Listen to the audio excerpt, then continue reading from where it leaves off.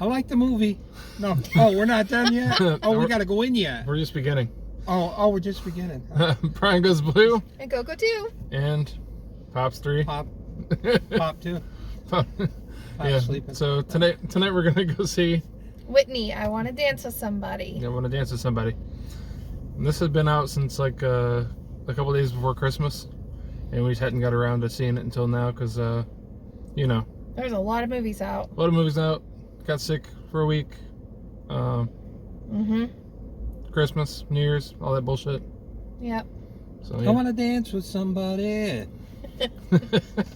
So this one was highly anticipated for me. And you. Yes. And you. Mm-hmm. Yep. What do I even say? I don't know, whatever you tell me. Whitney Houston is my favorite singer of all time. She was the one celebrity that I really wanted to meet, and it's really sucks that I never will be able to. But You will later. I'm. When you go to heaven. Yep. I'll probably meet her first. No. Oh, good. I'm really excited that they're still putting out movies and stuff about her. I know they've made some like biopics about her and stuff. I don't think I've seen any of those. Have you? No. I meant to, but I just never did. So I really like that this one is about her being discovered, and then as well as like her whole career. Mm-hmm.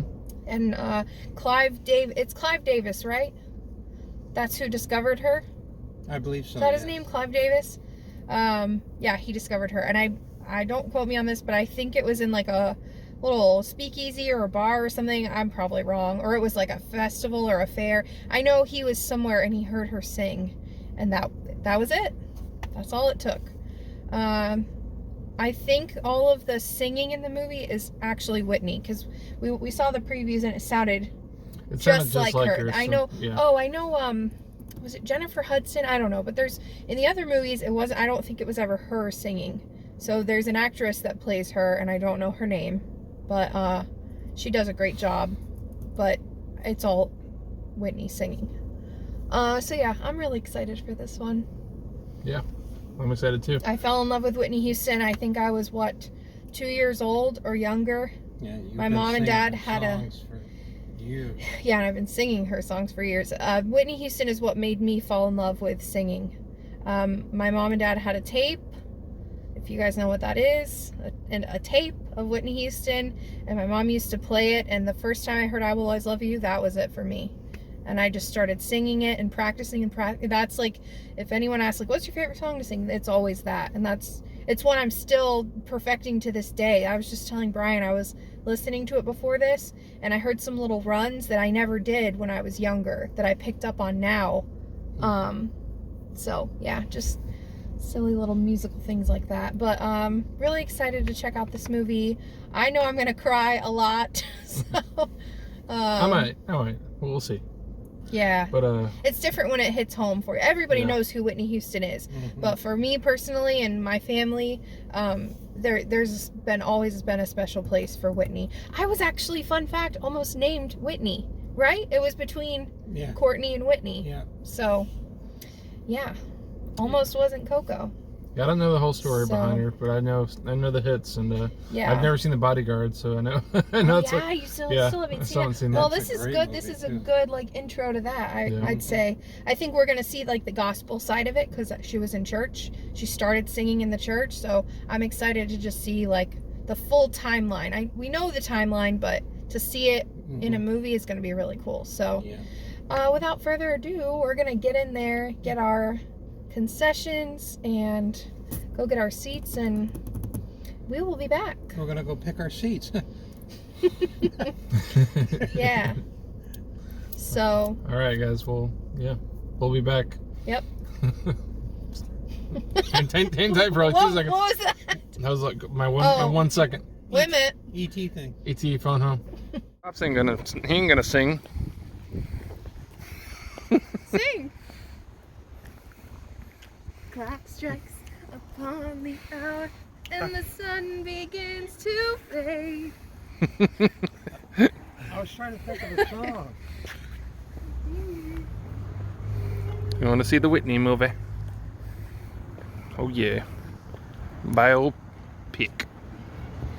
I want to dance with somebody. It was a good one. And we're back in the car.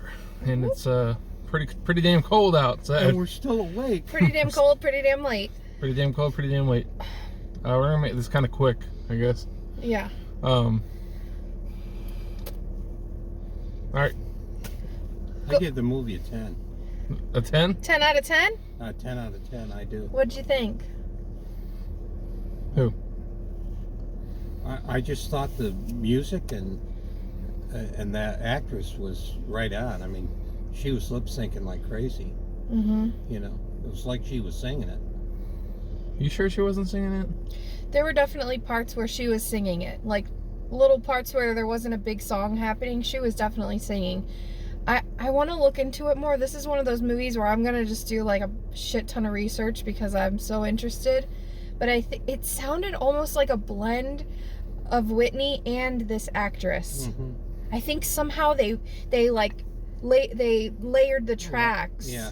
With her, so it was authentic Whitney, but this girl put her, Naomi Ackles is her name, they put her singing onto it also. That's what I think, because it sounded a lot like Whitney, but there were some songs where it wasn't that classic track.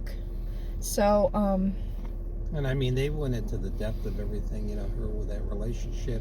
That was the very beginning, and then the father was kind of an asshole. Yeah, they went through the whole life. it was just really unfortunate that, like, she started to turn herself around, and then just one incident. Yeah. That's all it takes. One accident. Just, yeah. Yep. I wouldn't really call it an accident, really. No, well, I mean, she intentionally took whatever she took. Yeah. And got into the tub, and then, you know, I don't think she intended on, like, killing herself, drowning in the tub, but that's what happened. What it did, it showed all the pill bottles to the right, and she rolled up the bill for the coke. Or maybe she did. I mean, nobody was there, so nobody really knows if she intentionally did or not. I mean, well, they said in the movie that it was an accidental drug overdose and drowning. So. And her daughter found her. Yeah. And then sadly, her daughter had the same fate, which is just. How old was her daughter? Oh man, I don't remember. It was not. I don't think it was that long after Whitney passed. Yeah. But yeah, sad. And the Golden Globes were actually just held at the hotel that happened at, where she was staying. And I don't know if you guys watched the Golden Globes. That announcer, whatever his name was, I feel like it was in really poor taste. He made a joke at, they wanted me to shout out the hotel, the Beverly Hilton, I think that's where they were, the hotel that killed Whitney Houston, and I just thought that was in such poor taste. Yeah, he was terrible. A lot of his jokes were in very poor taste, and we don't easily offend. No. And it was just like, really? Anyway. On the awards, you mean? Yeah, on the awards the Golden Globes. Well, this I past guess I week, didn't want to watch them because they platform everything there. Yeah. And they use that to, you know. Yeah. Even the last one. Did you kids watch the last one? Like a few nights ago? Yeah, that's the one I'm talking about. Yeah. He made that joke about that was the hotel they were at that killed Whitney Houston. I missed that. Yeah. There was a lot of good though about that show. There was. Not going off topic here really, but like Steven Spielberg won an award and that was very well deserved. Oh yeah. Yeah. And Austin Butler winning, and then Eddie Murphy and all that. Lisa Marie Presley passes just days later. It's like that's crazy. That whole thing was nuts. Yeah. But this movie gave everything that I wanted it to. I mean, we heard every song, all but one. I mean, of course there's other songs that she did but all of the big hits. The only one that she didn't sing was Run to You.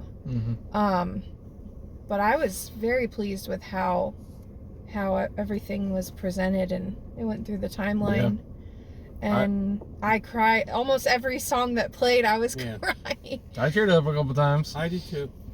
And I thought it was better than Elvis and Bohemian Rhapsody, because that show it was like more of a timeline of their life versus like Elvis was great too, but it was more about like the Colonel and all that. Yeah. You know, with Tom Hanks, because Tom Hanks. But I don't know. I like this more. I thought it was really well done. I like how it went through the whole her rise and then her fall and everything. It was good. Yep. I didn't know that, and I know I said before we watched it, that I thought she was discovered at a club or a bar, and she was at her mom's gig, and her mom saw that Clive Davis was in the audience, and she kind of I can't sing, I'm sick, because she wanted him to hear Whitney. I thought that was pretty big, because her mom was she was very hard on her, and she didn't really want her doing her own thing when she was singing in the church and stuff, you know? So I was very surprised that she did that, but thank God she did, because... And also, another little thing about Whitney, I didn't know she struggled with a lot of mental health stuff. Like, she was having, like, panic, like, she would have panic attacks, she doubted herself. I mean, we know her as, like, the voice, that's what they called her, the greatest voice of all time. And even she had doubts. You know? Yeah. Well, they do, you know. Yep.